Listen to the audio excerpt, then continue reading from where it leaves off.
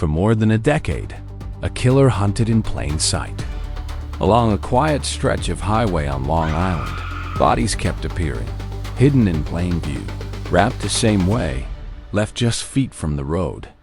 Young women vanished. Phones rang after they were gone, and a voice on the other end made a chilling promise. "You won't. I killed her." The case went cold. No arrests, no answers, until one detail, buried for years, changed everything and led investigators to a man no one expected.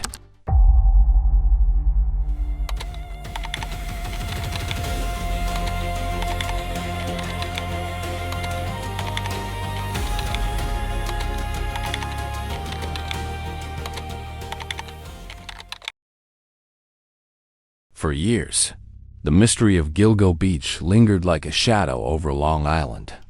What began as a search for one missing woman quickly unraveled into something far more disturbing. Along a desolate stretch of Ocean Parkway, investigators made a grim discovery. One body, then another, and another. In total, at least 10 sets of human remains would be found scattered along the same isolated corridor. Many of the victims were young women in their 20s. Most had been working as escorts, and for years, they seemed to disappear without answers. But what truly shocked the public was not just the number of victims. It was the pattern. Several of the women, later known as the Gilgo Four, had been carefully wrapped in burlap and left within close proximity of each other, suggesting a single methodical killer, someone organized, someone patient, someone who knew exactly what they were doing. And then the case went cold. For over a decade, despite national attention, media coverage, and countless theories, the identity of the killer remained a mystery. The investigation stalled, leads dried up, and the families were left waiting. Until, years later, a renewed investigation uncovered something no one saw coming. A suspect hiding in plain sight. But to understand how this case unfolded and how it remained unsolved for so long, we have to go back to the beginning. Back to the first disappearances. Long before the name Gilgo Beach became synonymous with one of America's most haunting unsolved cases, the story began quietly. One by one, women started disappearing. They were young, most in their early to mid-20s. Many were trying to survive on the margins, working as escorts, advertising online, moving between cities, often without strong support systems behind them. And because of that, their disappearances did not always make headlines right away. In 1993, the remains of 28-year-old Sandra Costilla were discovered by hunters in a wooded area in North Sea, Long Island. At the time, it was treated as a single isolated case. Years later, in 2000, partial remains of 24-year-old Valerie Mack, a mother from Philadelphia, were found in a wooded area in Minorville. More of her remains would not be discovered until over a decade later. Then in 2003, another young woman, Jessica Taylor, was found, again partial remains in Minorville.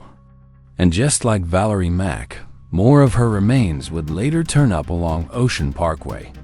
At the time, these cases were not clearly connected.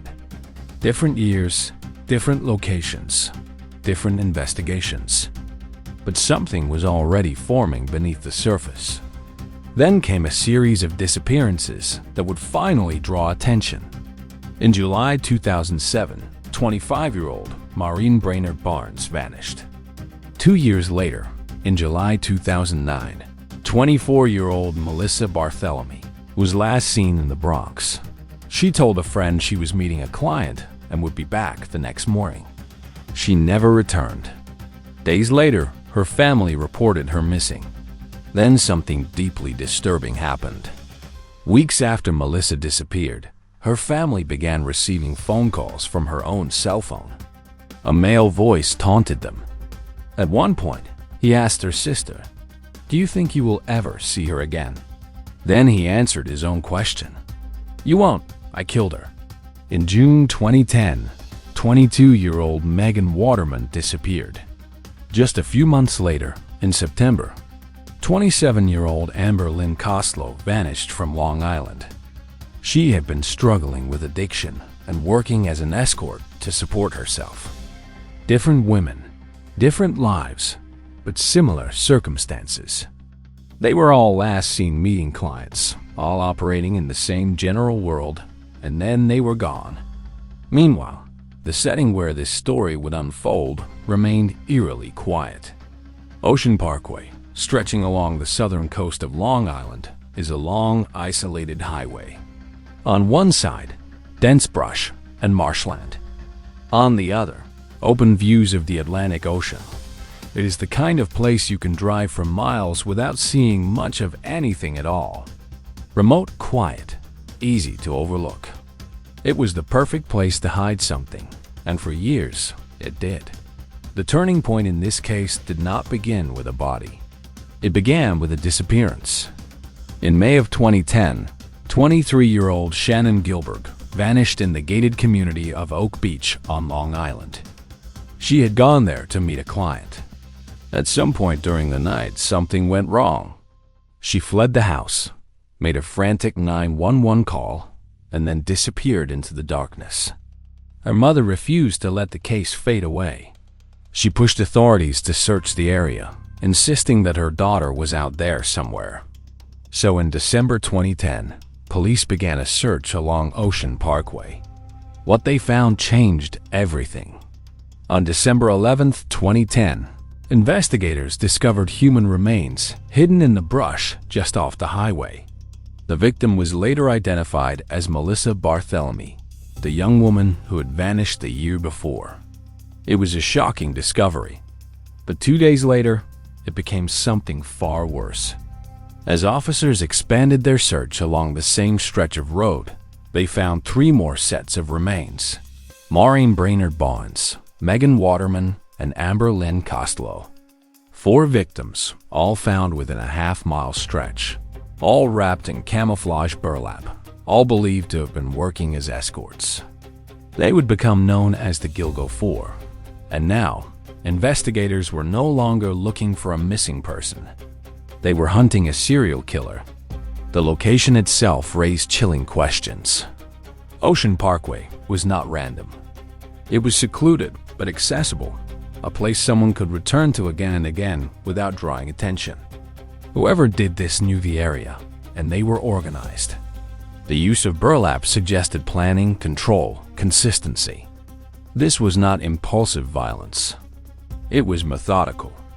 And it did not stop there. In March 2011, several miles east of where the Gilgo Four were found, investigators uncovered partial skeletal remains.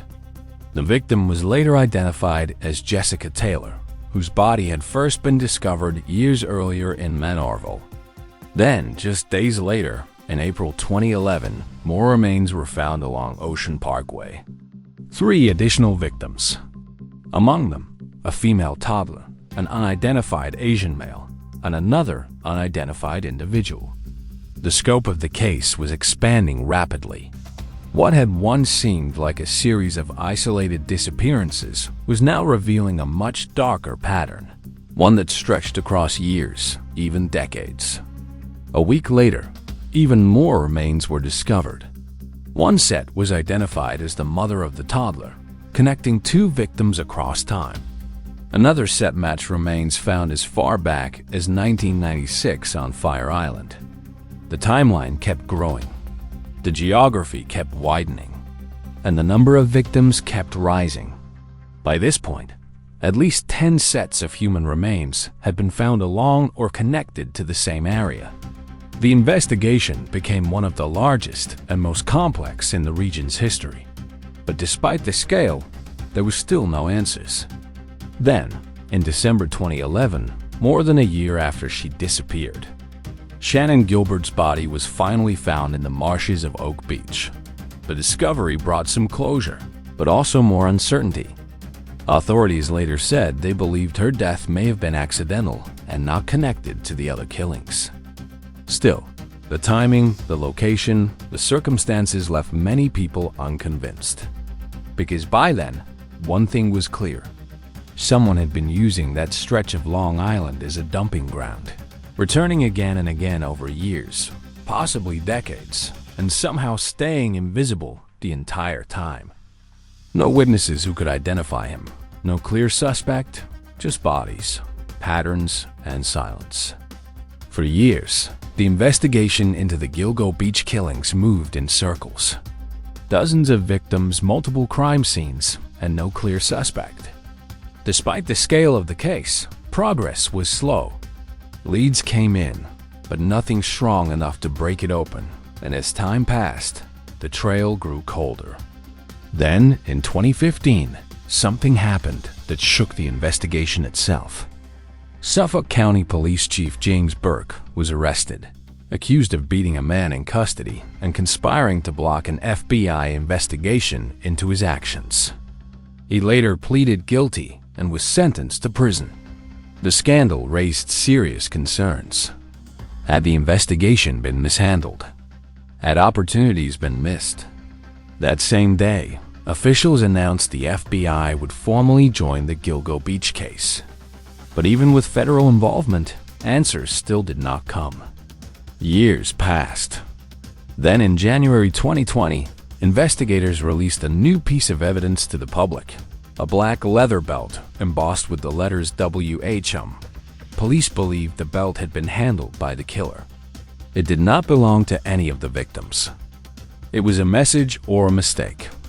Either way, it was one of the few physical clues ever shared publicly.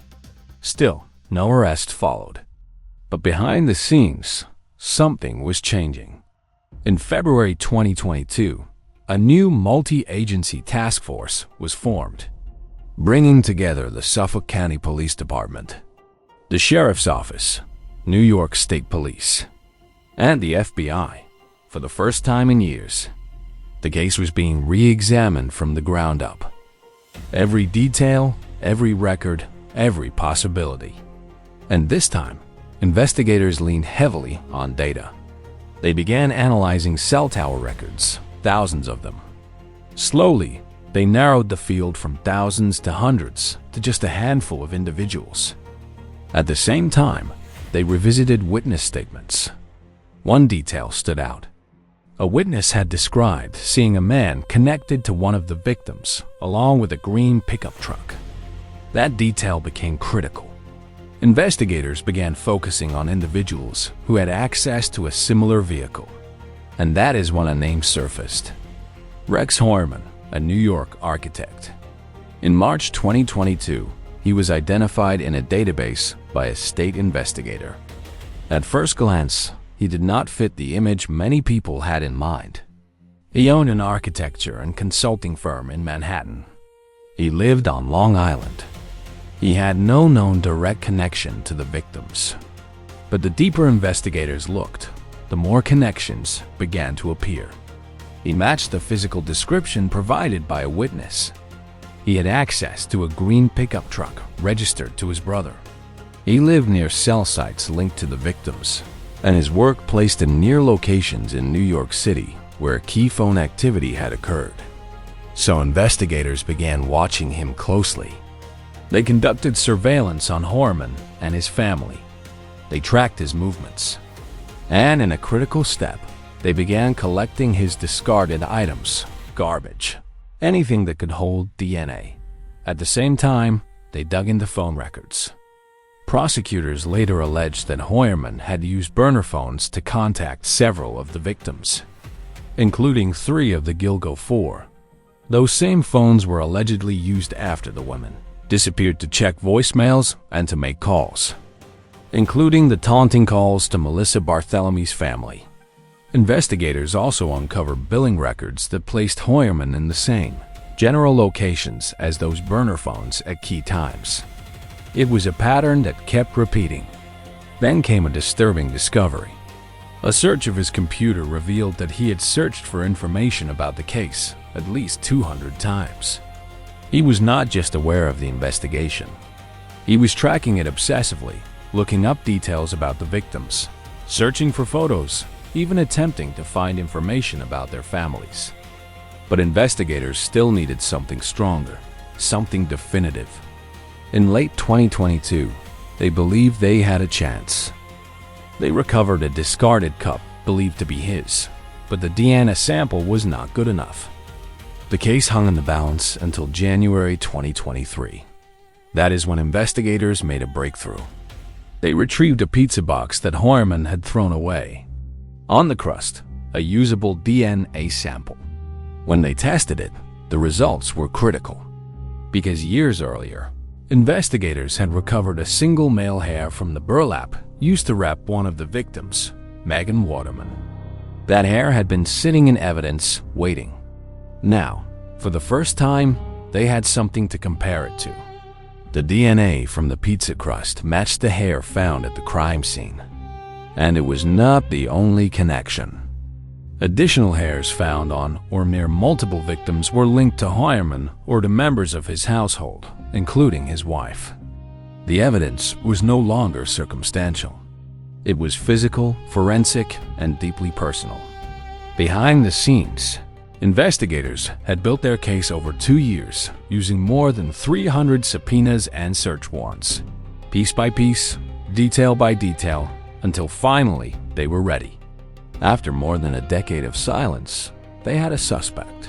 Just when it seemed like the case was finally coming together, new questions began to surface because not everything fit neatly into place.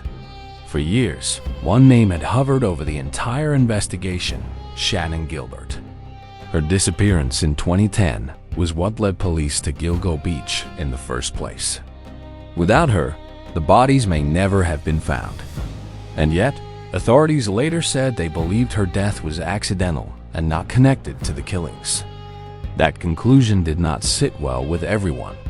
The timing, the location, the circumstances of her final moments, to many it felt like more than coincidence. But officially, her case stood apart. And that left a haunting possibility. Were there multiple killers or just one whose full pattern still was not understood? Then there were the additional remains found along Ocean Parkway: a female toddler, her mother, an unidentified Asian male, and other unidentified victims. Some of these cases were later linked to entirely different investigations. Others remained unresolved. It complicated everything, because while investigators were building a case against one suspect, the full scope of the killings still was not completely clear. How many victims were truly connected, and how many were not? Even after Rex Heuermann became the focus, the case continued to evolve. In June 2024, prosecutors revealed something deeply unsettling: a document found on his devices. They described it as a kind of planning guide. It reportedly outlined strategies for future killings, complete with categories like problems and supplies. Under problems, items like DNA, tire marks, and bloodstains were listed. It suggested forethought, calculation, and a system. But even that raised more questions. How long had this been going on? How much had been planned versus carried out? Then came another twist. In September 2024, authorities asked for the public's help identifying yet another victim referred to as Asian Doe, a biological male found wearing women's clothing, believed to have died years earlier from blunt force trauma. Officials did not confirm whether this victim was connected to Heuermann, and that uncertainty lingered, even as charges mounted against him, eventually linking him to 7 murders spanning from 1993 to 2010. The edges of the case remained blurred. Different timelines, different methods, different victims, all connected by one haunting stretch of road. And one more twist would soon follow. As the case moved closer to trial, the evidence itself became a battleground. A new form of DNA analysis, capable of extracting detailed genetic information from even damaged samples, was introduced. Prosecutors said it tied Heuermann directly to the crime scenes, but the defense pushed back hard, arguing the science was not fully accepted and that it should not be allowed. Suddenly, the case was not just about what happened along Ocean Parkway. It was about whether the most critical evidence would even be heard. Because after all these years, the truth was finally within reach, but it still was not guaranteed. After years of silence, the case finally broke.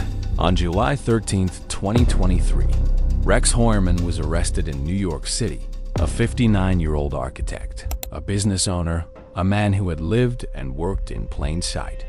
For more than a decade, the person investigators had been searching for had never really disappeared. He had been there the entire time. Prosecutors revealed what they believed was the truth, that Heuermann had methodically targeted women between 1993 and 2010, that he contacted several of them through burner phones, that he arranged meetings and then they vanished, that he transported their bodies to the same isolated stretch of Ocean Parkway, returning again and again over years without detection, and that he took steps to avoid being caught, steps outlined in a document found on his devices. A plan carefully thought out and carefully executed. The evidence was layered. Cell phone data placing him in key locations, witness descriptions matching him, a green pickup truck linked to him, internet searches tracking the investigation in obsessive detail. But it was the DNA that changed everything. A single discarded pizza crust matched to a hair found in the burlap used to wrap a victim, and additional hairs linked to him and his household found on multiple victims. After years of uncertainty, investigators said they finally had something undeniable. Heuermann was charged with the murders of 7 women: Maureen Brainerd Barnes, Melissa Barthélemy, Megan Waterman, Amber Costello, Jessica Taylor, Valerie Mack, and Sandra Costilla. 7 names spanning nearly 2 decades. At first, he pleaded not guilty, but as the case moved toward trial, that began to change. By March 2026, reports emerged that Heuermann intended to plead guilty, a decision that, if carried out, would mark the first time the man accused of the Gilgo Beach killings formally admitted responsibility. After years of questions, the truth at last was no longer hiding. For years, the stretch of Ocean Parkway at Gilgo Beach held secrets no one could fully understand. A place people passed by every day without realizing what was hidden just beyond the brush. Lives cut short, families left waiting, voices that for too long went unheard. The women at the center of this case were not always treated as priorities when they first disappeared. Many were overlooked, dismissed, or simply not given the urgency they deserved. But in the end, their stories forced the truth into the light. And that truth was unsettling, because the man accused of these crimes did not come from the shadows. He lived among neighbors, ran a business, walked the same streets as everyone else. For decades, no one knew. Even now, questions remain. How many victims were truly connected? Were all the deaths along Gilgo Beach the work of one person or more? And how did it take so long to finally bring answers to the surface? What this case leaves behind is not just a timeline of violence. It is a reminder that some stories take years to be heard, that some victims are too easily ignored. Along that quiet highway, the silence has finally been broken, but for many, the echoes of what happened there will never fully fade.